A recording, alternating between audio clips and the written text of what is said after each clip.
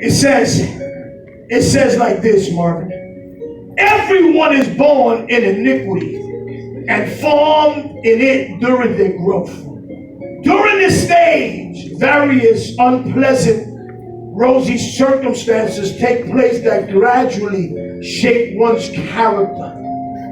For example, trauma, abuse, verbal, physical, sexual, emotional, rejection, or curses. All of these are factors that fuel the formation of mental, emotional, spiritual strongholds caused by low self-esteem, causing us to feel worthless when we reach maturity. You ever seen somebody that's already at age to act like their age, and you're like, why you still behave that way? Why you still act that way?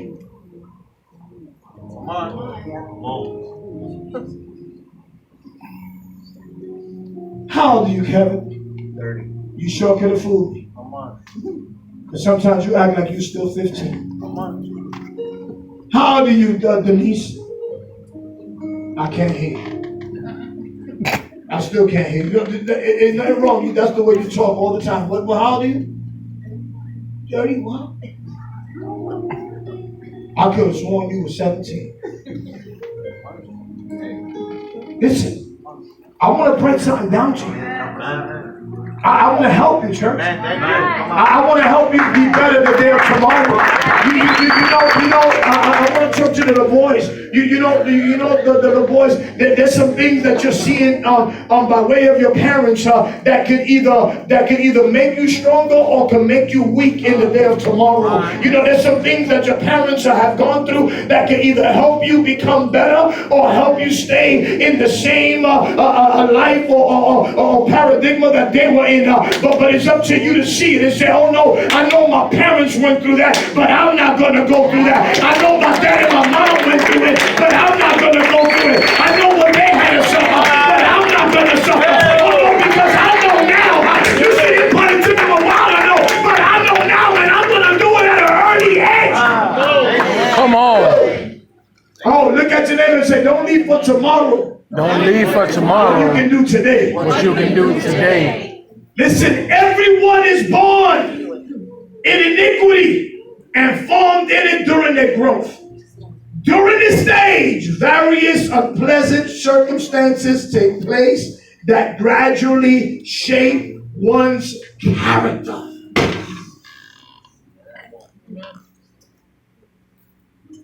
You ever said to somebody, I don't know why they act like this? There was something that shaped them to act the way they act. I don't understand why they behave like this. Something shaped them to behave that way.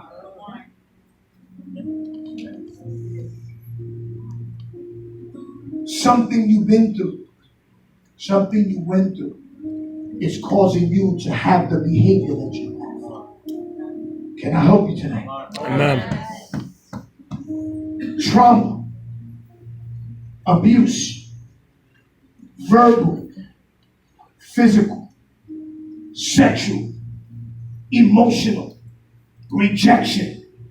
All of these are factors that fuel the formation of a mental, emotional, and spiritual stronghold caused by low self-esteem, causing us to feel worthless.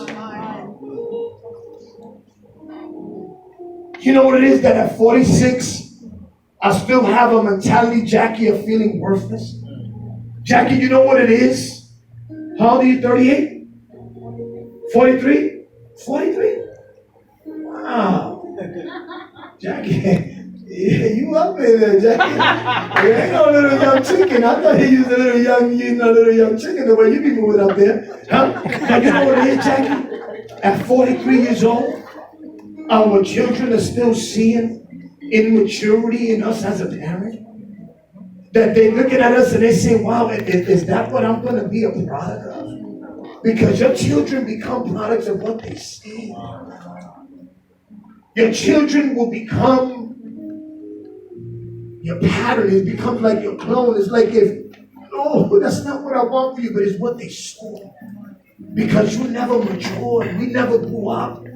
We never came out of that broken mentality. We never left the old abuse. We never left the old hurt. Amanda, you understand what I'm saying? We didn't leave the old hurt. We didn't leave the old abuse. We still talk about, I remember what my father did. Listen, stop remembering what your father did. Oh, I remember what my mother did. Stop remembering what your mother did. Oh, no, this is the way I was raised. No, that's the way you are. But I'm going to break that. I'm going to break that. I need a change in who I am.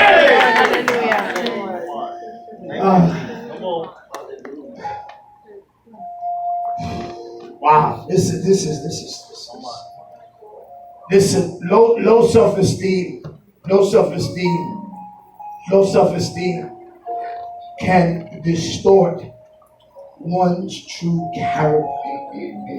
You know, Make, I shared this one time, but you know, Make, one time I went to go for a job in the temp agency, and they gave me the application, and it was math things that I had to do. And when I saw that, I panicked. I was like, the devil is alive. And it was like, you know, like 5, 6, 3, 1 plus 6, 5, 3, 2. And I was like, what? I said, excuse me. I'm sorry, but I don't need the job. It's not that I didn't need the job. I didn't know how to do math. And whenever something robs you from your progression, whenever something takes away from your purpose, listen, it says that low self-esteem will distort you. It will confuse you. It will leave you in a state of distortion. Your mind is all over the place. Today you're Michael and tomorrow you're Billy. Today you're Sarah and tomorrow you're Maggie. Today I'm Jackie and the next week I'm Rosie. I don't know who I am. I live in a distorted mind. My mind is lost. My mind is in...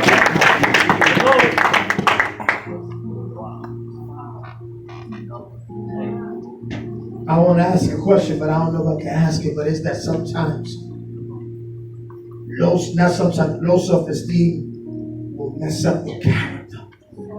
And some of our behaviors, and most of the reason why we behave the way we behave is because of low self-esteem.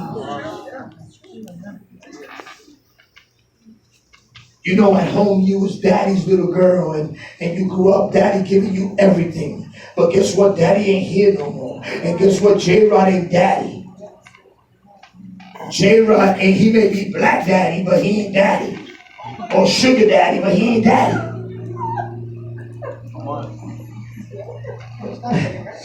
I like to say, yo, black daddy. Kobe Bryant was called the Black Mamba. Hey, you know what I'm saying? J-Rod, like, y'all like that one better than black. He may be the Black Mamba, but he ain't your daddy. You can't expect for J-Rod to give you what your daddy gave you. Your mama might have pampered you, but J-Rod ain't gonna give you what your mama gave you. And sometimes because we ain't getting what we feel like we should get, it leaves us in a state of distortion. And what happens is that our character is all over the place. And J-Rod is coming, he's like, Apostle, man, I don't understand what's wrong with this girl. And the Lord is like, I understand what it is. Is that she went through some things that she was young, that she's trying to find it now when she's mature. And she ain't gonna get what she gonna get now, what she was getting when she was young. Oh, come on, somebody. I need somebody to understand. Low self-esteem will distort your character. Listen, God gave people a joyful personality. However, as they experience adversity, such as those mentioned, that God-given personality began to change.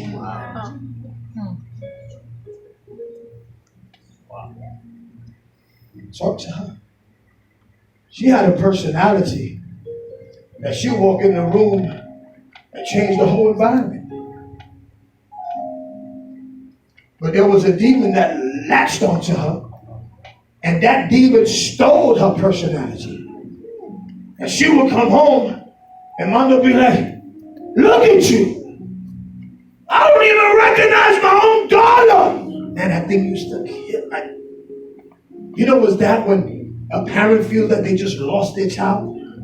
And no, listen to this. What happened to you? Listen to this. If we didn't raise you that way, where did you get that from? What thing latched on you? What soul tie is still lingering?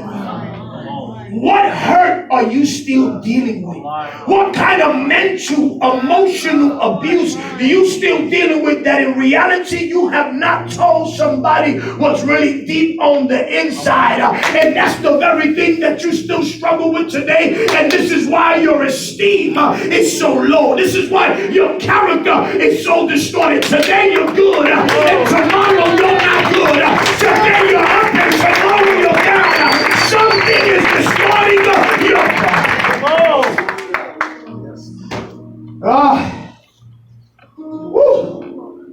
Listen to this, Ashley. But that God-given personality changes, because as a result, Rosie, they become bitter, unable to smile. The iniquity in their lives has destroyed their personality and their self-esteem.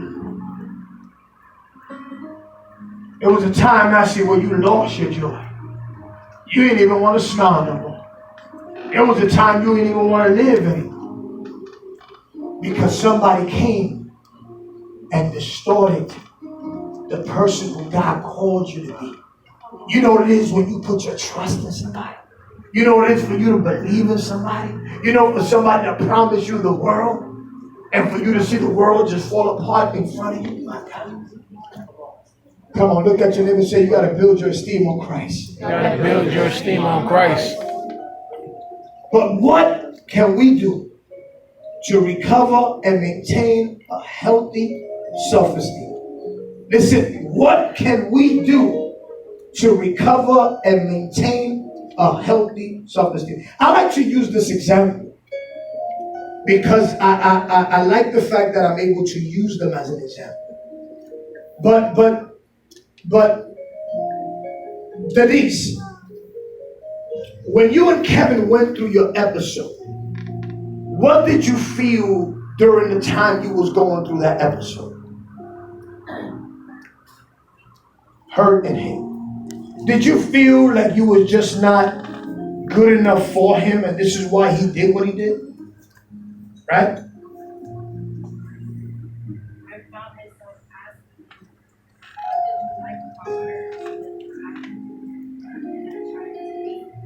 Say that again. Come on, somebody. What was it that you liked about her that made you do what you did? And because of the hurt, I found myself now trying to do what this individual was doing in fear of losing my husband. Church, I need you to understand this. Because self-esteem, whether low or high, is dangerous. We got to keep a balance. But what can we do to recover and maintain? And Rosie, and Denise, it might have been a little difficult going through the course of being healed and being able to trust again, and being able to find your confidence, and being able to look at yourself and say, am I the woman for this man? Is he satisfied with me? I'm talking truth here tonight. Am I the woman that he really loves? Do he really love me? Am I really something that he values? Because if he did, why did he go and do what he had to do? And sometimes the question maybe doesn't even come out loud, but in your mind, why? Why did he do that? I just don't understand why he made me go through this and why he put me through this. Because at times the enemy will come because it's that very thing, the very voice that you're more familiar with, that would always sound the loudest, and the enemy will throw it back in your head again. But you remember what he did, and you look at yourself and you don't feel like you're worthy, like you're valuable. Why did I have to go through what I went? Woo! Look at your neighbor and say, betrayal is something hard to deal with. Betrayal is something hard to deal with. It'll destroy your self-esteem. Right, Jackie? You say, I'm going to give it a try. And all of a sudden, they destroy it again. And you start to feel like, I ain't worthy. I ain't worthy of God. I ain't worthy of God. But what can we do to recover and maintain a healthy self-esteem? The first thing I want to tell you, because we're going to close here, look at you and say to be continued. Be continued. But I'm going to leave you with something to think about. And it's the first step is that we have to settle our conflict with God and with heaven. Amen. Look at your neighbor and say, you got to settle that conflict. You got to settle that conflict. You got to settle that conflict. It's a conflict. It's a conflict. It's a conflict. I want you to understand that the Holy Ghost knows that it's a conflict. And as much as people may think that they understand, I'm going to be the first one to tell you they're lying to you because they don't understand. The only one that understands is the Holy Ghost. Because no one will be able to ever understand something that they have not experienced. No man can be able to even give a man in a position such as the position that this man is in if they never experience having the significant other going through what they went through. Because it's a conflict. You have it, she has it, I have it. We have conflicts that have not yet been settled with God.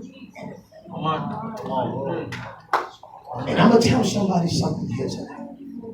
You think that your conflict is settled, but you better brace yourself. Because I hear the Holy Ghost saying you're opening up too many doors that's going to cause that old man and old woman to rise up again. You better shut that door. You better know who you are.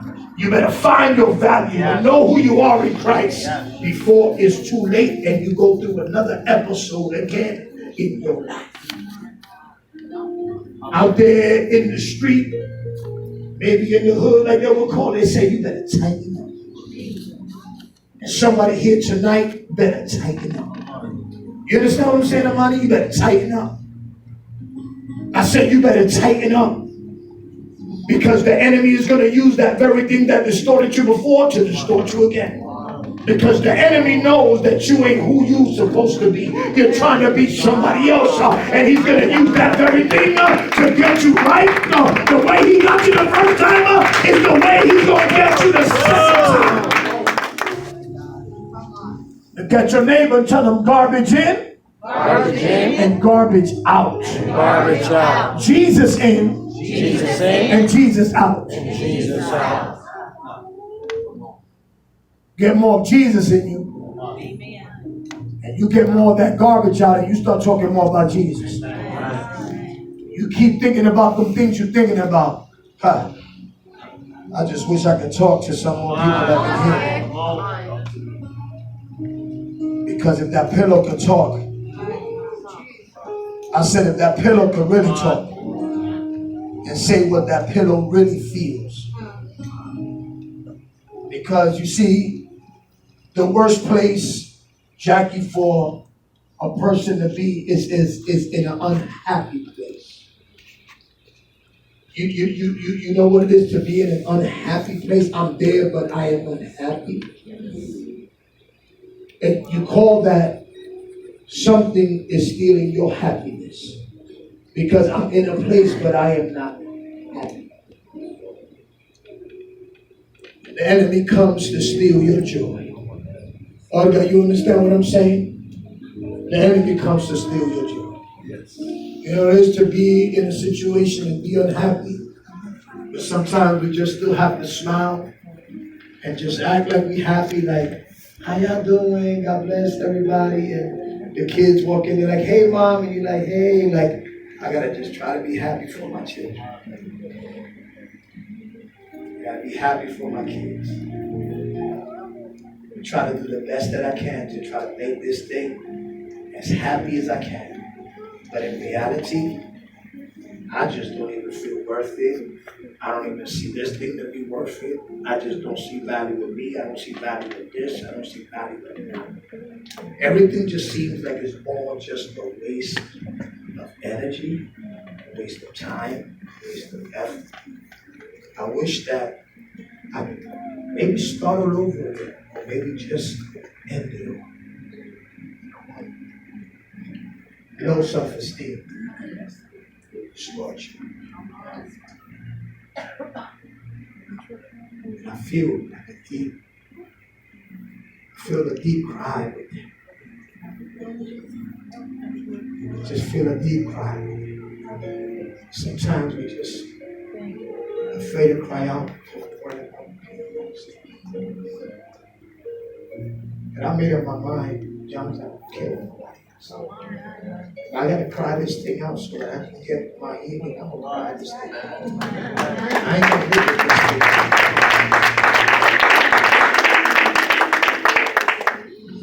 And there's a cry with it. But the cry is remaining silent because we feel that we just don't want nobody to really know what I'm dealing with. The Lord said, it's okay, but cry to me. Come on, man. Cry to me. Cry to me. Listen, I understand. Because I know exactly what the enemy lives in my heart. Open up that heart and don't stay sick because you're only making it worse. You're only hurting yourself. Right? Let's all stand in the house.